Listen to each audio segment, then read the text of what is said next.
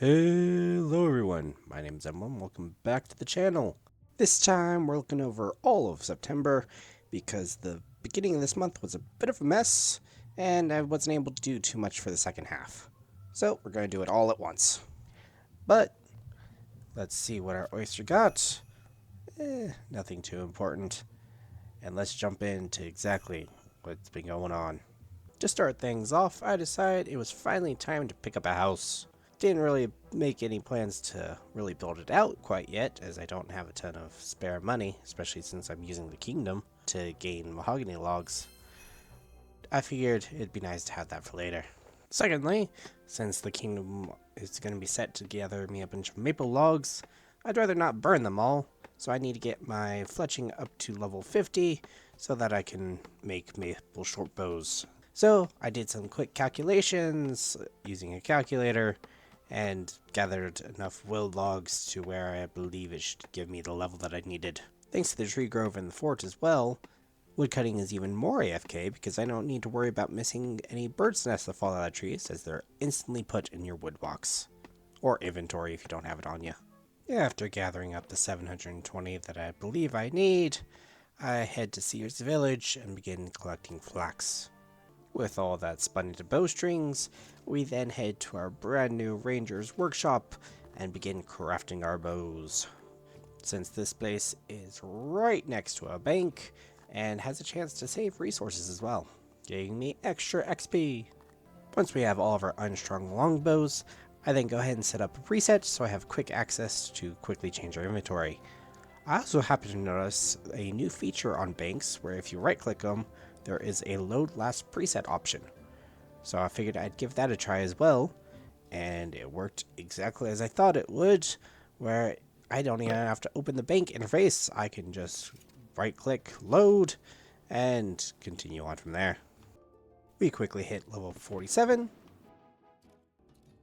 level 48, 49, and our goal of 50 fletching. Still needed some coin. I decided to head to the agility pyramid, only to remember that here on RuneScape 3 they reduced the price of the pyramid tops to only be 1k each. Instead, I head back to Head's Oasis, get our level 70 agility real quick, and head to Anachronia, only to find out that the island ride course is actually 85 agility. Well, at least I can quickly get to Herbie Warby now. Not sure what else to do, I go ahead and pickpocket some Metaphos workers, get some reputation, and get us closer to those safes, which are extremely fast thieving XP later. In the end, we end up at level 50 thieving as well, before I decide to move on to other things again. My first thought is to start taking care of some of the smaller tasks and the mini quests, starting with these barbarians up here in the north. Starting with Otto's Barbarian Training. For these tasks, Otto tells you about a bunch of ancient barbarian techniques, and you just need to perform them once in order to show your mastery. This includes lighting a log on fire with a bow, catching a fish bare-handed, catching some very strong fish, and using their guts to create a special potion mix. There's also the ability to make hostas and making special pyre logs, but I'm not quite ready to do those just yet. Instead, I head over to the Barbarian Agility course and start another ancient task of a bar crawl, where we're given a list of bars to go visit and go one by one to destroy our livers and prove our fortitude. While going around, I also make a +3 rune mace, so I might be able to kill a Mithril Dragon. We eventually finish our bar crawl and return to access our new agility course and do a lap in victory. Next on my list is to do the mini quests for Dork and Bork. They have a lot of little tasks that you can take care of, so after grabbing all the stuff needed, I head over and encounter my first issue. See, after talking to Dork, I head over to the stairs thinking I need to go down and talk to Bork. But no matter where I put my mouse, there's no indication of going down. It's really weird. So I'm thinking maybe I misremembered where he is, but no matter what I do, I can't seem to find Bork. Uncertain what else to do, I decided to just take care of Dork's task real quick and make my way up to the Goblin Village. But what's this? All these textures aren't loading in either. It was crazy. I just didn't know what to really think, and decided to just focus on the task at hand. We quickly make the weapons the goblins desire, but while passing by Doric's place once more, I decide let's log out, log back in, see if that makes a difference. And sure enough, there are the stairs. Now I can finally get started on Borg's tasks as well. Borg's first task is to fill the mine carts with coal and talk to his worker. We get that done real quick. We head back to the Goblin village where the textures are still missing, give them their weapons to complete Doric's next task. Borg then gives us a list of another set of mining sites which have living rock problems, so we quickly take care of those. While heading back to Fallador to finish off Doric's next task, I go to drop off my ores at the furnace, only for all of them to go, including some gold and silver, which I'm pretty sure required me to finish Family Crest first. Uncertain and confused, I decide to just ignore it, and head over to turn my adamant armor into burial armor, per Doric's latest request. Once that's completed, we head back to Doric and get our final one that we can do so far, which requires us to make some gnome plate bodies, and some rune swords, and turn them into the gnome commander at the Gazard battlefield. We then return to Borg with a bunch of Ortalkite and Runite, and finish all of the Doric and Borg quests, giving us a ton of bonus XP that I dump into smithing for later. I then head to Fort Frantry and use all of the maple logs that Miss Lane has been gathering for me to finally start raising up my fire making level and get all the way to 51, which is a requirement for as a first resort. I remember this gives free access to a bunch of meats for player-owned farms, so I decide that is my next goal. The businesswoman Balnea has come to Oglog and seen great potential in their hot springs for a tourist destination. She can't really communicate very well, and so asks us to help the ogresses build up this town so it can become a profitable business in the future. We agree and almost immediately run into some issues. The chef Sharger wants to build a giant bonfire in order to cook meats in the future, and so asks us for some eucalyptus logs, which we quickly and easily get. However, the next item she asks for is 4 spears, which is a bit of a problem, as I can't make them yet until I finish Taiba 1i Trio, and I'm not certain where else to get them, and apparently I need one to finish Taiba 1i Trio. However, I wasn't certain of that yet, so I went to see if I could maybe complete the quest anyway, and speak to Tamayu about his target, the Shahaikan. I watch him do a hunt, and afterwards he tells me he needs to be faster, more strength, and also doing something about its regeneration. I remember something about giving him a poison spear, which takes care of the healing that it does. Make sure to give him a good spear, which is listed on the quest requirements. And then, of course, on the quest requirements, I also noticed that there's a 4-dose agility potion. So I know I need to somehow gather all those items for him, which means we need to go speak to Tiadeshe, the final brother, and learn how to actually catch Quran 1, or at least teach him how to do it. I know there's a master in Brimhaven who has the secrets to it, so I go talk to him and eventually become his apprentice. We gain his trust by catching him a bunch of bait, and in return he trusts us with the fishing vessel, which is the secret to catching the Quran 1. We then immediately betray that trust by bringing it to Tiadeshe, and he gives us his first catch in order to compensate us for our help. But all this is going to be for nothing if I can't find a spear, so I begin checking out some different stores, see if maybe there is one around that I just am not remembering, and that's when I come across an idea. I don't think it's a normal spear store anywhere, but there are some specialty stores, including the rune shop here in the Heroes Guild. And sure enough, when I check out their shop, there is a rune spear in there.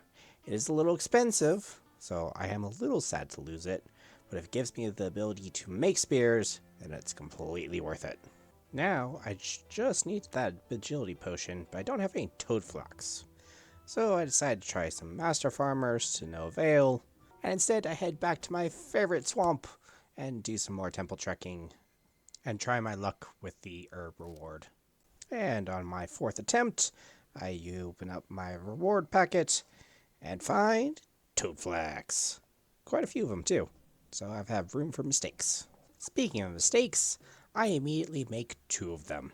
I return back to Tamaya and hand him the spear, without poisoning it, mind you, thinking that I can maybe hand him the poison later. Then, My second mistake, which is even more costly, is I end up grinding up the Karam one, thinking you have to grind it first and then possibly cook it to make the poison. But no, it's the other way around. You're supposed to improperly cook it for a poison Karam one, and then you have the poison that you put on the spear and hand him later.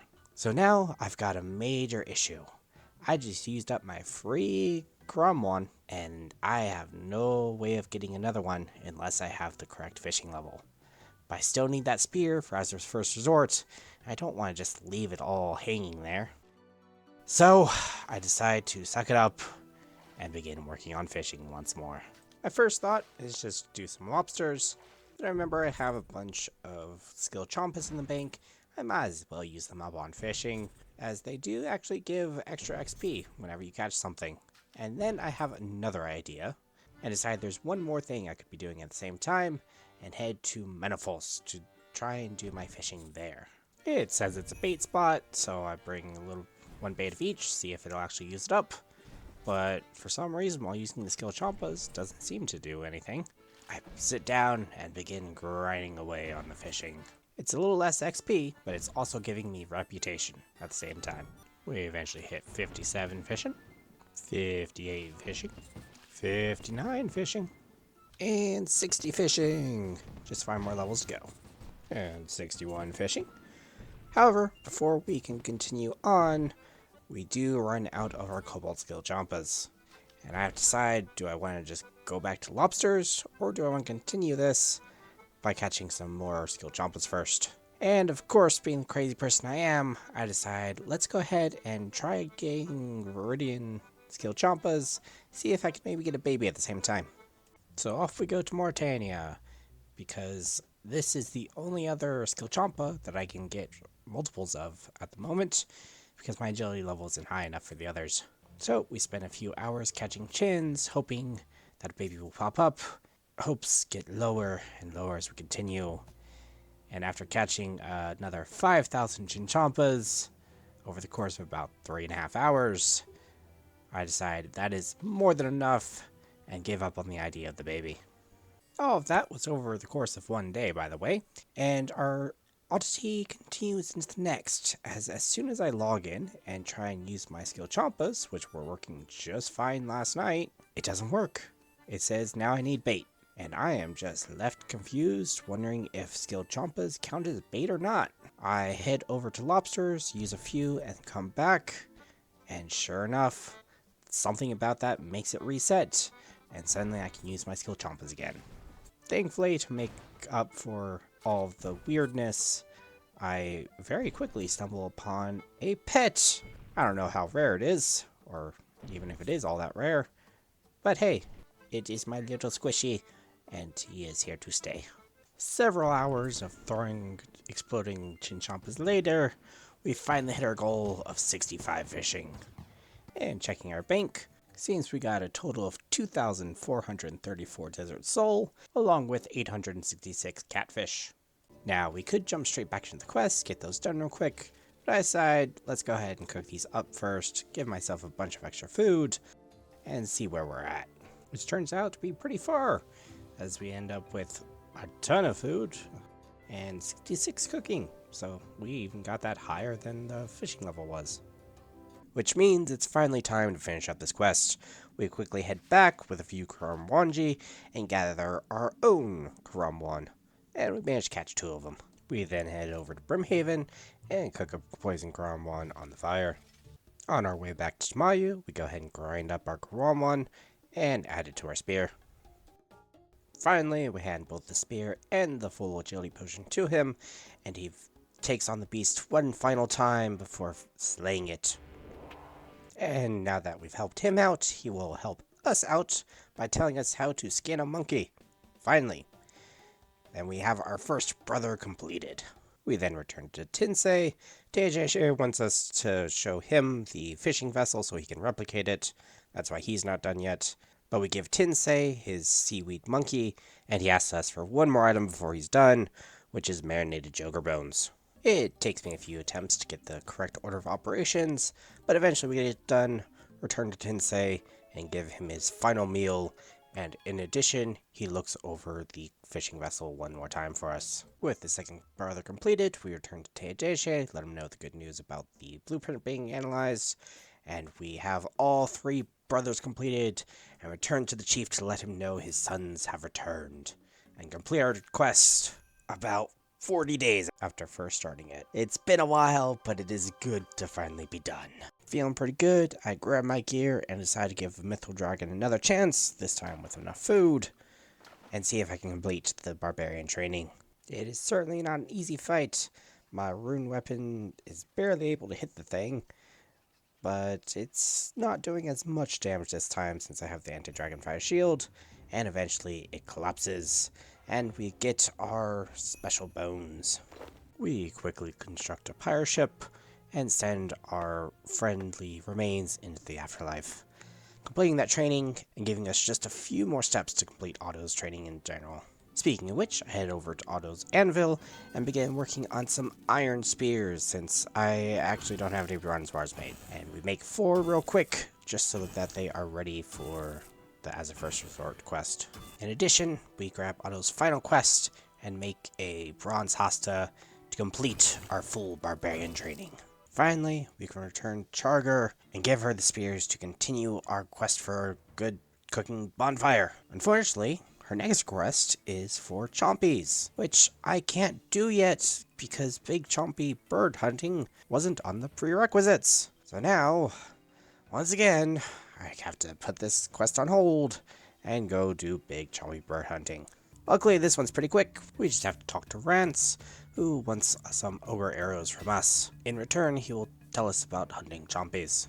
A quick fletch later, and he lets us know that in order to hunt chompies, we need bloated toads. Not quite certain what that means, we head inside his cave and speak to his children, who tell us that in order to bloat the toads, you need a special item from his locked chest, which is locked with just a rock, so we just push it aside and grab the bellows. Quickly filling him up with swamp gas, we bloat some toads and bring him over to Rance. He tells us to place it in his special hunting spot, and after he's unable to hit the bird, we ask for our turn with the bow and quickly hunt the chompy. We then need to prepare the bird for his family, and after gathering some quick ingredients, we cook it up and turn it in and complete our quest in 13 minutes and 43 seconds. I then quickly hunt 2 more chompy birds for our resort quest, which I quickly bring back, and after lighting it on fire, our bonfire is finally ready. Our next ogre's issue is the inn, where they're trying to use meat for pillows. Instead, we go capture some tropical birds and grab their feathers and hand those over so they can use those instead. Next on the list is the hairdressers, although I don't know who's trusting ogresses to do their hair, but all they want is some bones and fur, which we quickly hand over. Now it's time for the main attraction, the spas. Seagood informs us the insects should be repelled by nearby herbs, and should be marked by the rocks. However, once we actually grab those herbs, we find out that the rocks have been changed by the mischievous little tykes nearby. After a little bit of trial and error, we figure out which herbs correspond to which stones, and finally drive away the insects. Finally, we need to take care of the dangerous wildlife in the area, which are also lured in by herbs, and quickly clear out the birds and the kibitz, and relocate the platypi as they are quite sacred to the ogresses. That means the resort is now ready to open, and after a little ceremony, we go and complete our quest after a day of getting the requirements ready. Thinking of what to do next, I finally decide it's time to get done with Tears of Guthix. However, in order to do that, we do need a bullseye lantern. I figure the fastest way to do that is to make my own, so I head to Shiloh, cut some gems, and get ourselves 49 crafting. I went the shortcut to get to Tears though, so in order to go through the basement, we first need to get done with the Lost Tribe. A goblin has been spotted in the lumbered cellar, and Duke Horatio wants us to investigate. We ask around town, and Father Elric tells us that he spotted the goblin, and it disappeared into a tunnel in the back. We investigate the tunnel and find a brooch just inside that has a strange symbol on it. Duke Horatio tells us that if we wish to learn more about the symbol, we should go talk to Reldo in the Rock Library. Upon doing so, Reldo points us to a book in the library which has a list of goblin tribes and their symbols. and we find this symbol belongs to the Dorgeshan. Rodel also tells us that we should also speak to the goblins north of Falador in order to learn more about their customs. Since I'm heading there, I decide I'll go ahead and do the goblin diplomacy at the same time, so I gather up the materials for that real quick and head off. After teaching me some goblin salutes, we try and settle their differences by showing them a variety of goblin armor in a little fashion show, but they decided to keep it to brown, and so we complete their little side quest in 2 minutes and 38 seconds. Returning to Duke Horatio, we try and figure out what to do next. However, Sigmund's being a little annoying, so we pickpocket his key. I then have the idea to head down into the tunnels, because I'm not certain what else I can do, and I'm pretty sure I remember the way there. And after a few failed attempts, I remember that you can check the symbols, which actually get our directions to get through. Eventually, we make it to the other side and find Mistag, and give him the proper greeting, find out that they are a peace-loving tribe who just wants a truce. We go and return to Horatio and let him know that, only to be informed that something was actually stolen from the cellars, and unless it's returned, peace is not an option. Checking Sigmund's room though, we find that he is a Ham member, and decide to go check out their hideout. And after searching through the entire thing, on my way out, I noticed there's one last crate by the entrance that I forgot to check, which, of course, is the thing with silverware. We inform Duke Horatio, who immediately fires Sigmund, who gets stuck in the door, but we are finally able to broker peace between Lumbridge and the Dorgeshan. However, Sigmund's still up to something, but for now, our quest is complete after 41 minutes and 23 seconds. And you know what that means? It means we can finally do Tears of Guthix. Juna is protecting some sacred experience-giving tears, and in order to harvest them, we need a special stone bowl. We lure over a spirit with a sapphire lantern to get across the cavern, mine a stone and craft our bowl, and return to Juna, who completes our quest after 4 minutes and 2 seconds, and gives us access to the weekly Tears of Guthix, giving a large weekly boost in XP to our lowest skill. I decide to take care of one more quest, and head to Yanil to speak with Bert, and complete the hand in the sand. The local sand hauler Bert found a hand inside the sand pit and wants us to investigate where it came from. We speak to a very unhelpful guard captain and are sent off to the Magic Guild. Once there, they identify the hand as belonging to one of their missing members known as Clarence and ask us to investigate what exactly happened. Bert has been working a lot of extra hours and his memory seems a little suspicious. We check the head office of Bert's company in Brimhaven and find his actual rota, which looks very different. Returning to the Magic Guild, we're given a scrying orb and told to talk to Betty about making a truth potion, which we already have the ingredients for. We quickly make our way back to the main company. With the truth potion in effect, he readily admits to the murder of Clarence and to hiding the body within sand pits. We're then asked to head to Intrana to check for any remains there and find Clarence's severed head. We bring this back to the Magic Guild for a burial and complete our quest in 19 minutes and 40 seconds. From there, I decide to grind out a bunch of little achievements and skills, so let's start going through them in a lightning round. My first stop was Daemonheim because I need to work on my magic level, and in addition I decided to do some large frozen floors, so I might have a chance at completing the medium achievement where you have to bury a frost dragon bone at an altar. Unfortunately, that one didn't work out. Miscellanea also finally got us enough mahogany logs, so we made our tier 3 grove cabin along with our tier 2 guardhouse and ranger's workroom.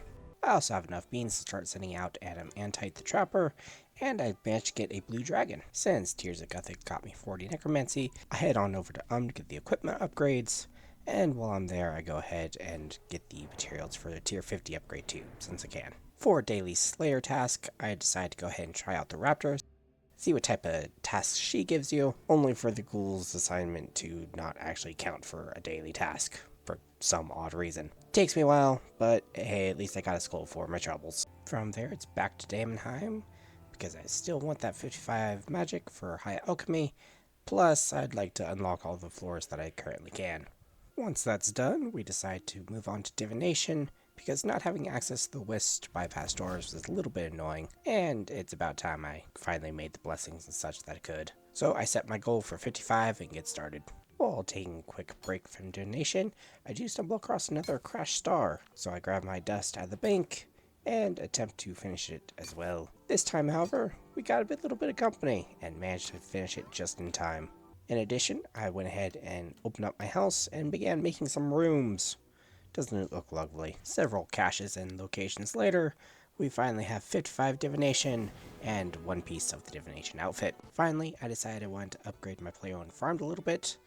I probably have enough regular Chinchampas, so I would like to upgrade to their carnivorous Chinchampas. In addition, I would like some spiders, since I've nearly bred every type of sheep. Which brings us back to my nemesis of a grind, baby hunting. I did set some ground rules for myself this time, as I didn't want to completely take over my life, so I set myself to only 250 carnivorous Chinchampas a day, and maybe an hour or two of spiders.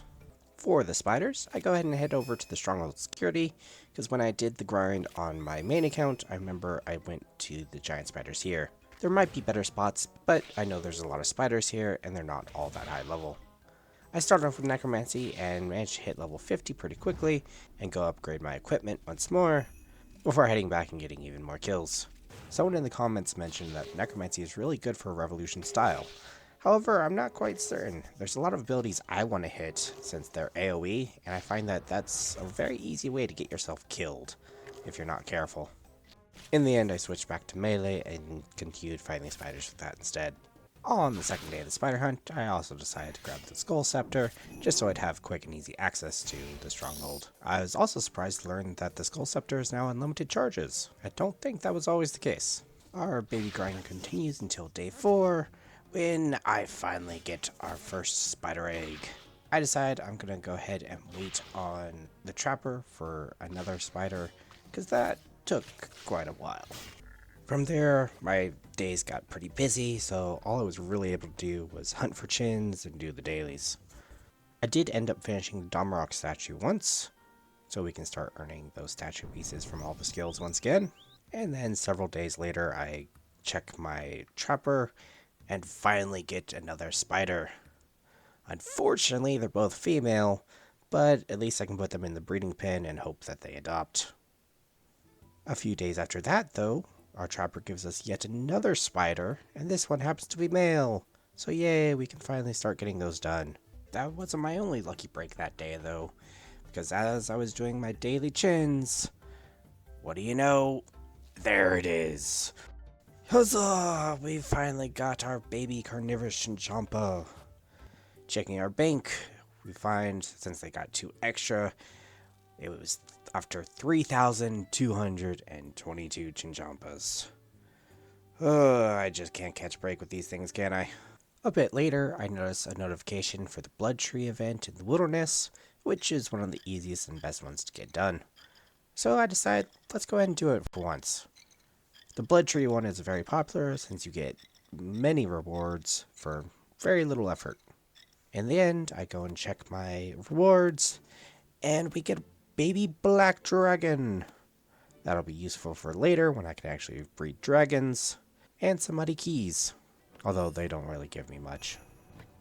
Just a couple bloodweed seeds plus about 15k. And my final task for the month was to go ahead and do some rune span, because I wanted to get a shard for the currently ongoing event. And that was our month of September. As for stats, we did quite a bit of combat. Gained quite a bit of XP for each style, especially Necromancy and Magic. We even got 9 combat levels. All of our other skills also went up several levels. The only exception really is summoning, but I don't really have a good way to train that yet. In addition, since our goal is the quest point creep, I'm going to start showing you guys how many quest points we have, so you can keep track of our progress. We are nearly a third of the way there point-wise, but there's a lot of long and dangerous quests to go. Speaking of which, look forward to the next recap, because I think we're going to have a huge questing focus, and I'm going to start knocking them out. In any case, I hope you guys enjoyed. Leave a like if you did, and comment what quest you think I should or will do. That brings us to the end, but I hope I will see you all next time.